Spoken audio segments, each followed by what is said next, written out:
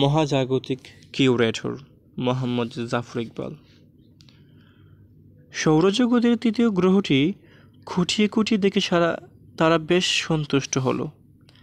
প্রথম প্রাণীটি বলল, এখানে প্রাণের বিকাশ হয়েছে। হ্যাঁ, বেশ পরিণত প্রাণ, অনেক ভিন্ন ভিন্ন ধরনের প্রজাতি, একেবারে ক্ষুদ্র এক কোষী থেকে শুরু করে লক্ষ কোটি কোষের প্রাণী। দ্বিতীয় প্রাণীটি আরও একটু খুঁটিয়ে দেখে বলল, না, আসলে এটি জটিল প্রাণ নয়, খুব সহজ এবং সাধারণ। কেন সাধারণ কেন বলছো? তাকিয়ে দেখো কত ভিন্ন ভিন্ন প্রজাতির প্রাণী। শুরু হয়েছে ভাইরাস থেকে। প্রকৃতপক্ষে ভাইরাসকে আলাদাভাবে প্রাণী বলা যায়। অন্য কোনো প্রাণীর সংস্পর্শে এলেই তার মাঝে জীবনের লক্ষণ দেখা যায়। তারপর রয়েছে এককোষী প্রাণী, পরজীবী, ব্যাকটেরিয়া। তারপর আছে গাছপালা, এক জায়গায় স্থির, সালেক সংশ্লেষণ দিয়ে নিজের খাবার নিজেই তৈরি করে নিচ্ছে। পদ্ধতিটা বেশ চমৎকার। গাছপালা ছাড়াও আছে কীট পতঙ্গ। তাকিয়ে দেখো কত রকম কীট পতঙ্গ। পানিতেও নানা ধরনের প্রাণী আছে, তাদের বেঁচে থাকার পদ্ধতি ভিন্ন। ডাঙাতেও নানা ধরনের প্রাণী, কিছু কিছু শীতল রক্তের, কিছু কিছু উষ্ণ রক্তের। উষ্ণ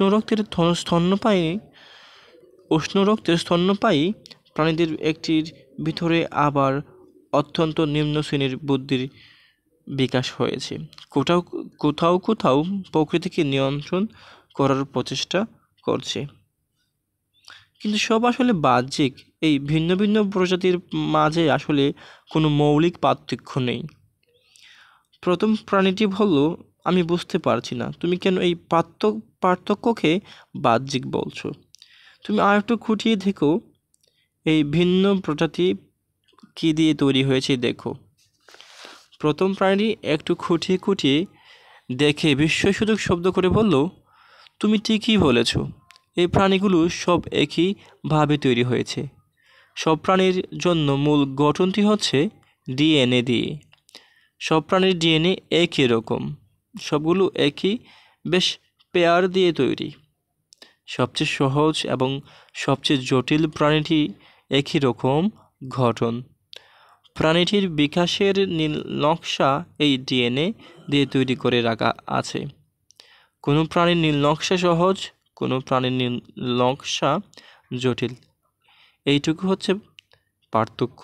হ্যাঁ, দ্বিতীয় প্রাণীটি বলল, আমরা বিশ্ব ব্রহ্মাণ্ডের সব গ্রহ নক্ষত্র ঘুরে সর্বশ্রেষ্ঠ প্রাণীগুলোকে সংগ্রহ করে নিয়ে যাচ্ছি।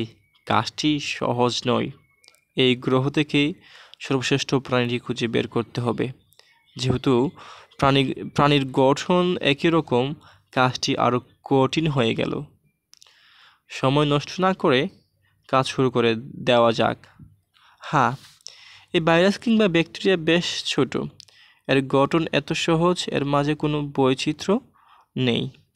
হ্যাঁ, ঠিকই বলেছ। আবার এই হাতি বা নীলতিমি নিয়েও কাজ নেই। এদের আকার বেশি বড়, সংরক্ষণ করা হবে কঠিন। গাছপালা নেওয়ারও প্রয়োজন নেই, এরা এক জায়গায় স্থির থাকে। যেখানে গতিশীল প্রাণী আছে সেখানে স্থির প্রাণ নেওয়ার কোনো অর্থই হয় না। এই প্রাণীটি সম্পর্কে তোমার কি ধারণা? এটাকে বলে সাপ। সাপটি বেশ কৌতূহল উদ্দীপক, কিন্তু সেটা সরীসৃপ। সরীসৃপের দেহের তাপমাত্রা নিয়ন্ত্রিত নয়। ঠান্ডার মাঝে এরা কেমন যেন স্থবির হয়ে পড়ে। প্রাণী জগতে সরীসৃপ একটু পিছিয়ে পড়া প্রাণী। ঠিকই বলেছ। তাহলে সরীসৃপ নিয়ে কাজ নেই। প্রথম প্রাণীটি বলল, আমার এই প্রাণীটি খুব পছন্দ হয়েছে। এটাকে বলে পাখি। কি চমৎকার, আকাশে উড়তে পারে। দ্বিতীয় প্রাণীটি বলল, হ্যাঁ, আমারও এটা বেশ পছন্দ। আমরা এই প্রাণীটিকে নিতে পারি। তবে কি, এদের বুদ্ধিমত্তা সম্পর্কে আমি খুব নিশ্চিত নই। আমাদের কি এমন কোনো প্রাণী নেওয়া উচিত নয় যারা বুদ্ধিমত্তার পরিচয় দিয়েছে, যারা কোনো ধরনের সভ্যতা গড়ে তুলেছে? ঠিকই বলেছ। তাহলে আমাদের স্তন্যপায়ী প্রাণীদের একবার দেখা উচিত। এই দেখো একটা স্তন্যপায়ী প্রাণী, কি সুন্দর হলুদের মাঝে কালো ডোরা কাটা, এর নাম বাঘ। এই প্রাণীটি চমৎকার, কিন্তু এটি একা একা থাকতে পছন্দ করে। একটা সামাজিক প্রাণী নিতে পারি না? কুকুরকে নিলে কেমন হয়? এরা একসাথে থাকে, দল বেঁধে ঘুরে বেড়ায়। প্রথম প্রাণীটি হলো, এই প্রাণীটিকে মানুষ পোষ মানিয়ে রেখেছে। প্রাণীটা নিজেদের সক্রিয়তা হারিয়ে ফেলেছে। ঠিকই বলেছ। গৃহপালিত প্রাণীগুলোর মাঝে সক্রিয়তা রূপ পেয়েছে। একটা খাঁটি প্রাণী নেওয়া প্রয়োজন। হরিণ নিলে কেমন হয়? তৃণভোজী প্রাণী, তার অর্থ জানো কি? এদের দীর্ঘ সময় খেতে হয়, বেশিরভাগ সময় এটা ঘাস লতাপাতা খেয়ে কাটায়। ঠিকই বলেছ। আমরা দেখেছি কোনো প্রাণী পছন্দ করতে পারছি না। আমার একটা জিনিস মনে হচ্ছে, কি এই গ্রহটিতে যে প্রাণীটি সবচেয়ে বেশি আলোড়ন সৃষ্টি করেছে, সেই প্রাণীটি নিলে কেমন হয়? কোন প্রাণীর কথা বলছো? মানুষ? মানুষ? হ্যাঁ, দেখো, এদের একটা সামাজিক ব্যবস্থা আছে, সমাজবদ্ধ হয়ে থাকে। এদের কেউ শ্রমিক, কেউ সৈনিক, কেউ বা বুদ্ধিজীবী। ঠিকই বলেছ। এই দেখো, এরা শহর, বন্দর, নগর তৈরি করেছে।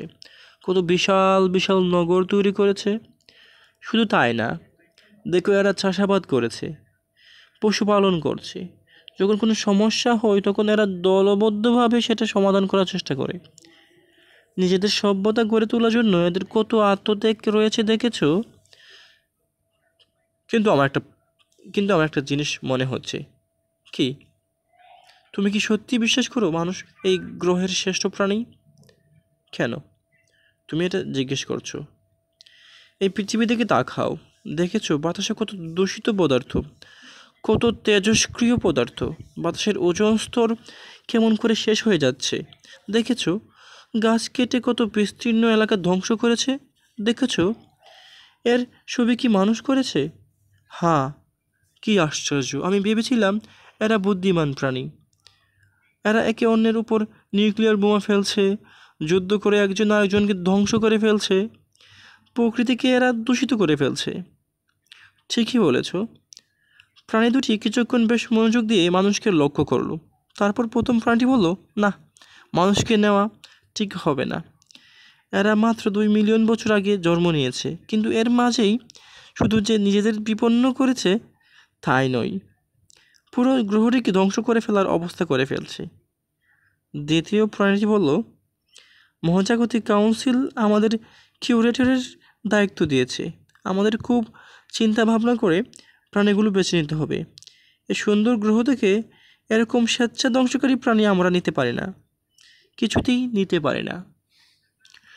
প্রাণী দুটি কিছুক্ষণ চুপ করে থাকে এবং হঠাৎ করে প্রথম প্রাণীটি আনন্দের ধ্বনি দিয়ে ওঠে।